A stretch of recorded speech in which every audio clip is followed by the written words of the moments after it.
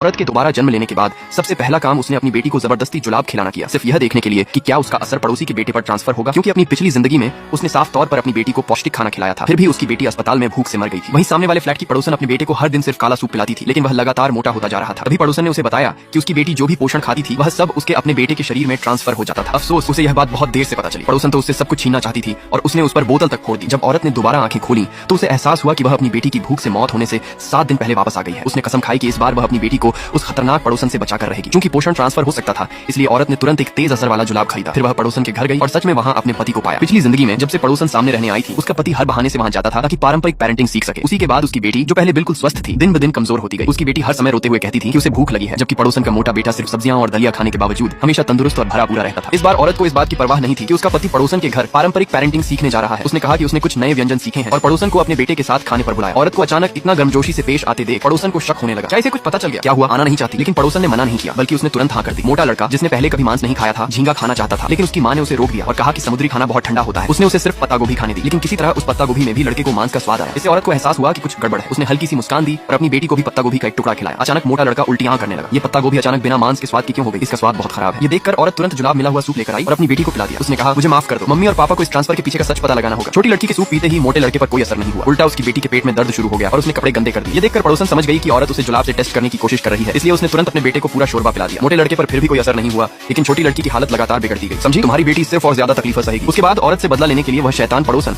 अपने बेटे को और भी ज्यादा काला सूप पिलाने लगी। कटोरे पर कटोरे खाली होते गए और मोटा लड़का बिल्कुल ठीक रहा, जबकि छोटी लड़की का पेट फूलने लगा और उसकी उल्टियां रुक ही नहीं रही। उसकी बेटी को लीवर और किडनी का गंभीर नुकसान हो चुका था और उसके पेट में जंगली घास, रेजिन और चीनी दवाइयों के अवशेष मिले। अब उसकी बेटी की भूख से मौत होने में सिर्फ 4 दिन बचे थे। औरत पागल होने लगी थी, लेकिन फिर भी वह ट्रांसफर के पीछे का सच नहीं खोज पाई थी। उसे समझ नहीं आ रहा था कि आखिर हो क्या रहा है। अचानक उसकी बेटी के पूरे शरीर में खुजली होने लगी और लाल चकत्ते निकल आए। वह तुरंत पड़ोसन की लाइव स्ट्रीम देखने गई और सचमुच वह शैतान पड़ोसन फिर से अपनी तथाकथित पारंपरिक पेरेंटिंग मेथड की लाइव स्ट्रीम कर रही थी। मेज पर सड़ा गला और फफूंद लगा खाना भरा पड़ा था। वह समझा रही थी कि ये चीजें प्राकृतिक रूप से फर्मेंटेड है, प्रोबायोटिक्स से भरी हुई हैं और किसी भी चीज से बेहतर है। फिर वही खाना अपने बेटे को खुद खिलाने लगी। मोटा लड़का बड़े मजे से खा रहा था, जबकि दूसरी तरफ छोटी लड़की तड़प रही थी। तभी औरत को अचानक वह जेड पेंडेंट याद आया जो डिनर पर बुलाने के दौरान मोटे लड़के के सीने पर हल्का चमक रहा था। उसकी बेटी के पास भी वैसा ही एक था। ये वही तोहफा था जो पड़ोसन ने पहली बार मिलने पर उसकी बेटी को दिया था, जब वह सामने वाले फ्लैट में रहने आई थी। मोटे लड़के के सीने पर जेड पेंडेंट को फिर से चमकते देख औरत आखिरकार सब समझ गई। उसने तुरंत वह गुड़िया उठाई जिसे उसकी बेटी हमेशा अपने पास रखती थी।